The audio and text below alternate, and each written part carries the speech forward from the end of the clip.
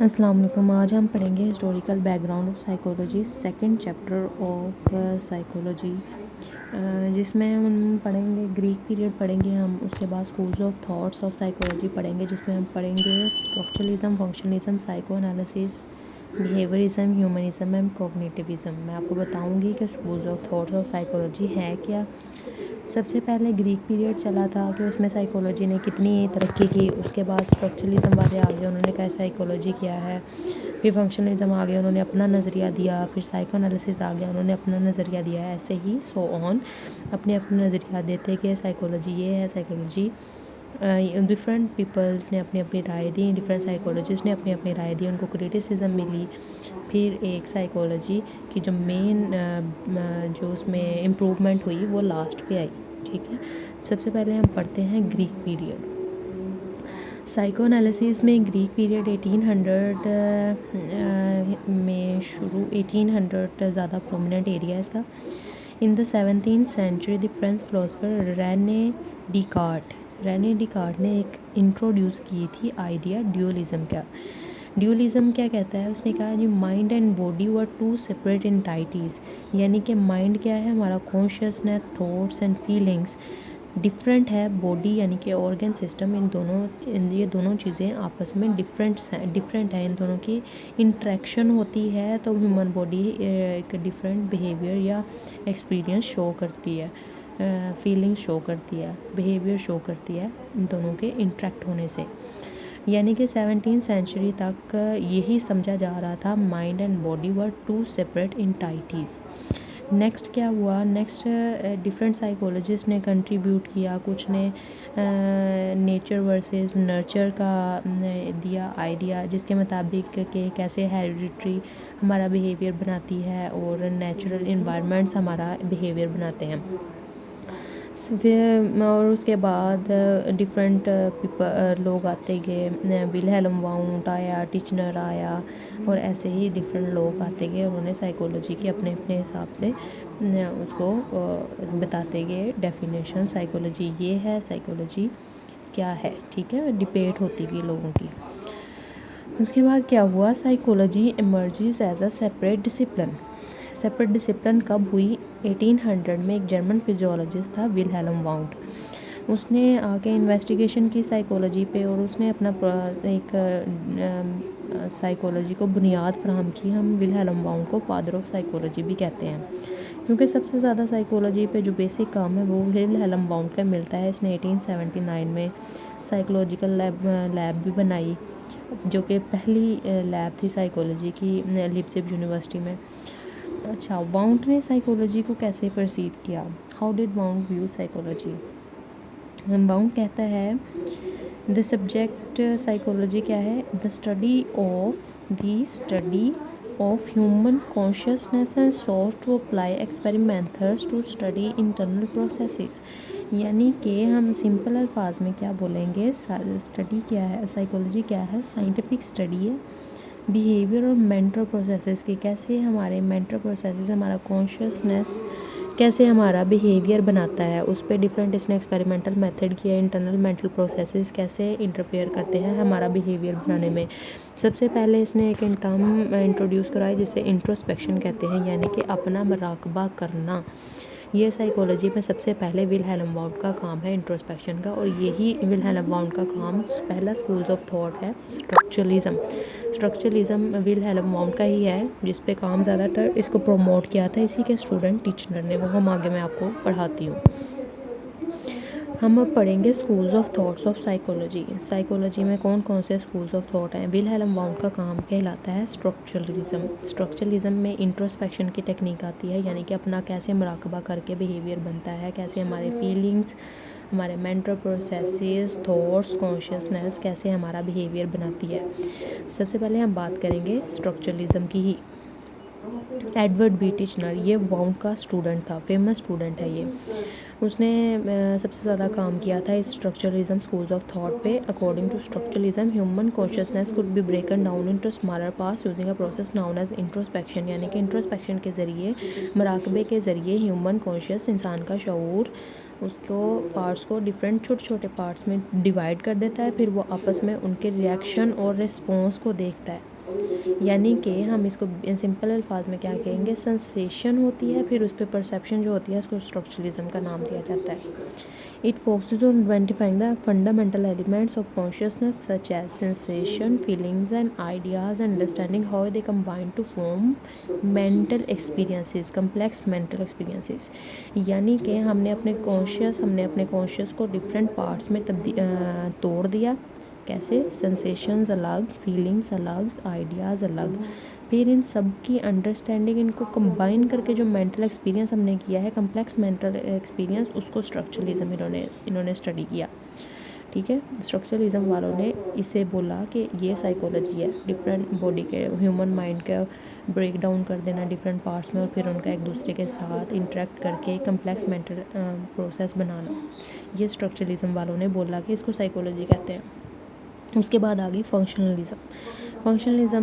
Psychology flourish in American during the mid 1800। William James इसका prominent father है functionalism का। William James ने कहा as much of the one of psychology during the period and revolutionary book.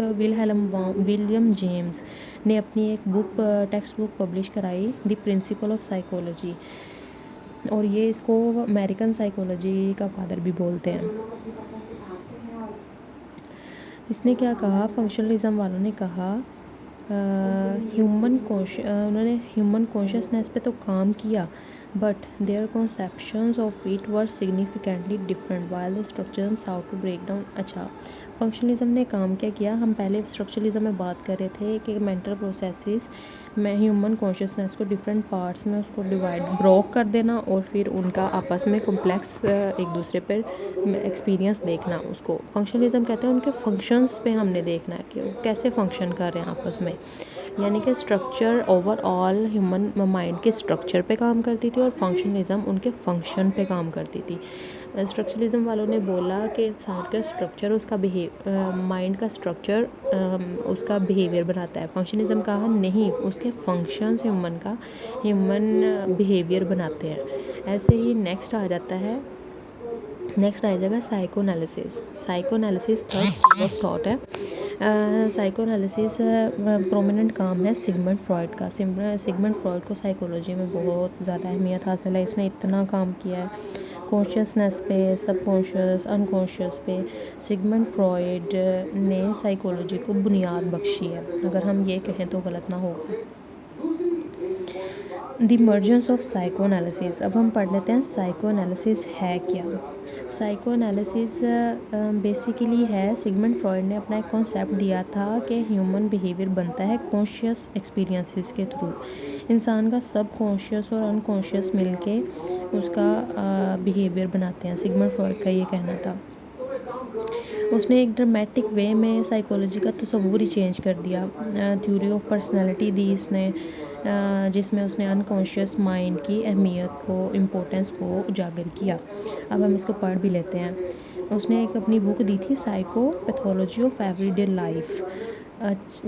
जिसमें उसने अपनी book में बताया कि how unconscious thoughts and impulses are expressed often through slips of the tongue known as Freudian slips and dream analysis। इसका prominent एक term है जो इसने दी थी सिगमंड फ्रॉइड को। अगर आप पढ़ें, नेक्स्ट हम पढ़ेंगे भी सिगमंड फ्रॉइड को इंशाल्लाह पर्सनालिटी साइकोलॉजी में, और इसकी एक 7th चैप्टर है पर्सनालिटी, उसमें मैं आपको सिगमंड फ्रॉइड तफसील में पढ़ाऊँगी, लेकिन अभी सिर्फ इसका एक नज़रिया ले लें। उसने कहा कि स्लिप ऑफ टंग हमारा अनकॉन्शियस होता है, यानी कि वो अल्फाज जो हमारे स्लिप ऑफ टंग की वजह से निकलते हैं वो अनकॉन्शियस में कहीं ना कहीं होते हैं, जो हमारी पर्सनालिटी बनाते हैं। यानी कि ड्रीम्स में जो इंसान देखता है वो उसका अनकॉन्शियस है, वही उसकी पर्सनालिटी बनाता है। अनकॉन्शियस में हिडन मेमोरीज़ उसकी पर्सनालिटी बनाती हैं। सिगमंड फ्रॉइड ने एक बिल्कुल अलग ही नज़रिया दे दिया, जो कि साइकोलॉजी की बाद में बुनियाद भी बना है कि कैसे हमारा अनकॉन्शियस हमारी पर्सनालिटी बनाता है।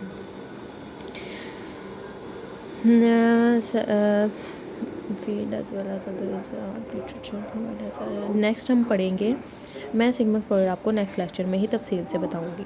नेक्स्ट हम पढ़ते हैं बिहेवियरिज्म, उसके अगला schools of thought. Psychology change dramatically during 20th century as a school of thought known as behaviourism rose to dominance. Behaviourism वाले कहते हैं कि इंसान का बिहेवियर हम उसको लर्न कराते हैं थ्रू कंडीशनिंग रिस्पॉन्सेस। एक कंडीशन हम अगर उसे देते हैं तो उसका हम रिस्पॉन्स बना सकते हैं, उसका बिहेवियर हम चेंज कर सकते हैं, बिहेवियर अडॉप्ट कर सकते हैं। जिसमें प्रोमिनेंट काम था इवान पेवलोव, जो कि एक फिजियोलॉजिस्ट था, रशियन फिजियोलॉजिस्ट। उसने अपनी एक थ्योरी दी थी क्लासिकल कंडीशनिंग। क्लासिकल कंडीशनिंग में उसने कहा, उसने एक्सपेरिमेंट किया था डॉग का एक्सपेरिमेंट, यानी कि डॉग का एक्सपेरिमेंट, वो भी मैं आपको नेक्स्ट पढ़ाऊँगी, यहाँ मैं सिर्फ ओवरव्यू दे रही हूँ डॉग का एक्सपेरिमेंट है क्या। उसने कंडीशनिंग दी थी कि बेल होने पे एक डॉग अपनी खुराक कैसे लेता है। कंडीशन पहले उसे वैसे ही खुराक उसने पेश की तो वो डॉग ने ले ली और खा ली। उसके बाद उसने बेल रखी, खुराक देने से पहले उसको बेल, कंडीशनिंग उसने डाल दी, स्टिमुलस डाल दी बेल की, यानी कि बेल होगी तो खुद ब खुद कुत्ता खुराक के लिए ज़ुबान बाहर निकालेगा। ये उसने कंडीशनिंग रखी। फिर नेक्स्ट जब वो बेल ही अभी बजाता था तो कुत्ता पहले ही तैयार होकर बैठ जाता था, सलाइवा करना शुरू कर देता था, सैलिवेशन होने लग जाती थी कि खुराक आने वाली है। ये था क्लासिकल कंडीशनिंग। उसने एक तजर्बा किया था, इस एक्सपेरिमेंट को उसने कंडीशनिंग बोला था, क्लासिकल कंडीशनिंग, यानी कि हम कंडीशंस के थ्रू बिहेवियर चेंज कर सकते हैं। ये बिहेवियरिज़म वालों का कहना था।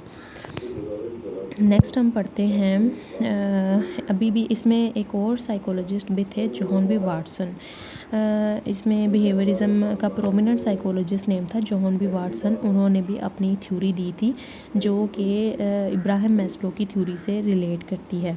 वो भी बिहेवियरिज़म कैसे हमारे जो है बिहेवियर हमारा कैसे बनता है, कौन सी चीज़ें फैक्टर्स हैं, कौन सी कंडीशंस हैं, कौन से कॉन्शियसनेस के इफ़ेक्ट्स हैं, कॉन्सेप्ट्स हैं जो कि हमारा बिहेवियरिज़म बनाते हैं। जॉन बी वाटसन भी आप नेक्स्ट चैप्टर मोटिवेशन में पढ़ेंगे।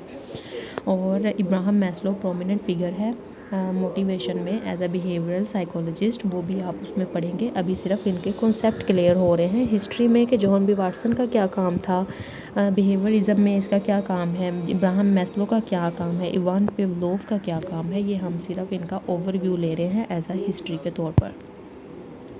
नेक्स्ट है ह्यूमनिज़म। ह्यूमनिज़म वाले कहते हैं, मैंने पहले आपको इब्राहिम मैस्लो का बताया by mistake. Ibrahim Maslow humanism पे काम किया था कि कैसे डिफरेंट फैक्टर्स हमें मोटिवेट करते हैं अपनी चीज़ें अचीव करने के लिए। ह्यूमनिज़म वाले कहते हैं कि सेकेंडरी मोटिव्स होते हैं, कुछ प्राइमरी मोटिव्स होते हैं, कुछ सेकेंडरी मोटिव्स होते हैं जो कि हमारा बिहेवियर बनाते हैं। कार्ल रॉजर का भी इसी पे काम है। इब्राहिम मैस्लो ने अपनी हिरार्की दी थी, 7 हिरार्कीज़, कि कैसे हमारी सेकेंडरी मोटिव्स, यानी कि अगर मैं आपको सिंपल वर्ड्स में समझाऊं तो हमारा प्राइमरी मोटिव क्या है, हमें प्यास लगी है, हमने पानी पीना ही पीना है, तो ये हमें जो चीज़ मोटिवेट कर रही है वो हमारे प्राइमरी मोटिव्स होंगे। और सेकेंडरी मोटिव्स में हमें खुराक के अलावा उसके बाद हमें पैसों की ज़रूरत पड़ती है। ये सेकेंडरी मोटिव्स आते हैं जो कि हमें बेसिक नीड्स हैं हमारी, जो हमें मोटिवेट कर रही हैं कुछ बिहेवियर अपना शो करने के लिए। ये हमारा बिहेवियर पे इम्पैक्ट करते हैं, हमारा बिहेवियर चेंज भी कर देते हैं। ह्यूमनिज़म वालों का ये कहना था।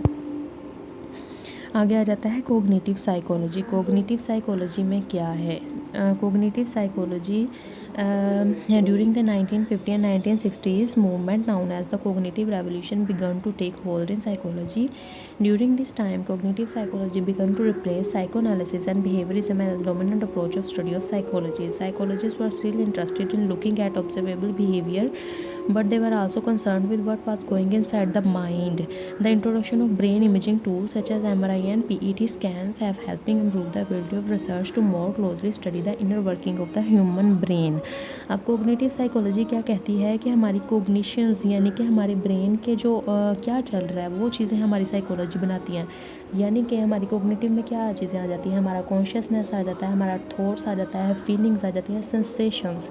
वो सेंसेशन जो हमें बाहर वाले इन्वायरमेंट से मिल रही हैं वो हमारा बिहेवियर बनाती हैं।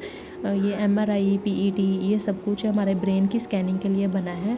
तो ये कोग्निटिव साइकोलॉजी ही की बुनियाद है। कोग्निटिव साइकोलॉजिस्ट का मेन कहना था कि माइंड की वर्किंग, माइंड के अंदर क्या चल रहा है वो हमारा बिहेवियर बनाते हैं। ठीक है, स्कूल्स ऑफ थॉट्स तो हो गए क्लियर। उसके बाद हम आ जाते हैं कि कौन कौन सी वुमेंस साइकोलॉजी की हिस्ट्री में काम किया है। 3 प्रोमिनेंट वुमेंस हैं जिसमें आती हैं मैरी विटोन काल्किन और एना फ्रॉयड। एना फ्रॉयड है सिगमंड फ्रॉयड की बेटी, जो कि जिनका प्रोमिनेंट काम है। इनका अपने फादर से थोड़ा बहुत इख्तलाफ भी रहा है, इन्होंने भी बहुत सारा काम किया साइकोलॉजी में। और उसके बाद आती हैं मैरी एन्सवर्थ। सबसे पहले हम देख लेते हैं मैरी वाइटन काल्किन्स को, इन्होंने क्या काम किया। सबसे पहले हम बात कर लेते हैं मैरी विटन की। मैरी विटन एक हार्वर्ड यूनिवर्सिटी से इनको डिग्री नहीं मिली थी, क्योंकि ये वुमेन थी, तब वुमेन को ज़्यादा प्रोमिनेंट नहीं किया जाता था।